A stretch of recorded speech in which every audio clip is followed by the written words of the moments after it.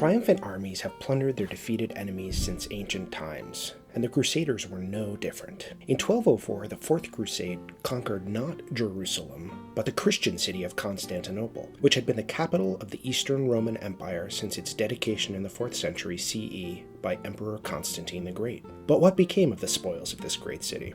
Much of the wealth of Constantinople was transported to the maritime republic of Venice, located in northeastern Italy, which provided ships to transport the Crusaders to their destination. Spolia from the Byzantine Empire can still be found in Venice today, where it remains on public display in locations like the Piazza San Marco, the public square outside the city's cathedral and ducal palace. Among the most famous spoils on display in Venice are the so-called horses of San Marco. Traditionally associated with the ancient Greek sculptor Lysippus, they more likely date from the late Roman period. Before the Crusaders plundered them, these horses had been on display in Constantinople's Hippodrome, a large stadium near the imperial palace where chariot racing and other public events took place. One can find a porphyry sculpture from around 300 CE in the Piazza San Marco as well, which depicts 4 Roman emperors or tetrarchs, and which was likely also taken from a public space in Constantinople. These objects were brought to Venice sometime after the city of Constantinople fell to the Fourth Crusade in 1204.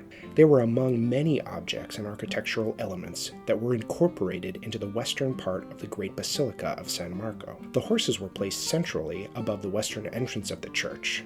The statue of the tetrarchs was placed on a southwest corner of the church, in close proximity to the ducal palace, where it could easily be seen by both Venetians and visiting foreign dignitaries. Such publicly displayed objects served as trophies, as public reminders of the Crusaders' conquest of Constantinople. They likely also enabled the ambitious Republic of Venice to link itself not only with the imperial legacy of Byzantium, but also with ancient Rome itself. Inside the Basilica of San Marco, within the church's treasury, one finds even more spoils from Byzantium, including many sacred objects looted from the churches of Constantinople. Among these objects are some of the finest examples of Byzantine metalwork and enamels that survive today. Some objects bear inscriptions referring to emperors and high-ranking court officials. These include 2 Eucharistic chalices that display the prayer, "Lord help Romanos, the Orthodox ruler." These chalices have been dated to the 10th century, and their inscriptions likely refer to Emperor Romanos II, who reigned from 959 to 963. Interestingly, both of these Byzantine chalices themselves incorporate spolia from before Byzantium. Both feature red stone bowls from antiquity that were converted for church use in the 10th century. Historical texts, such as the 1325 inventory of the Church of San Marco, suggest that many of these plundered church objects in San Marco retained their original functions as Eucharistic chalices. Others, however, were repurposed.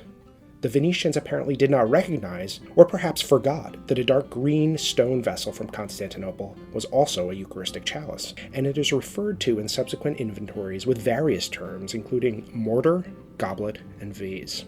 Historical documents suggest that Byzantine church vessels were most often made of precious metals such as silver, and yet the majority of the Byzantine vessels that survive in San Marco in Venice are made of other materials such as stone. These objects in San Marco were undoubtedly preserved for a number of reasons, including their beautiful materials, high quality of craftsmanship, and sacred functions, but also because they could not easily be melted down and converted into money, as many silver and gold vessels undoubtedly were. One example of a silver vessel looted during the Fourth Crusade has survived, preserved in the distant German city of Halberstadt.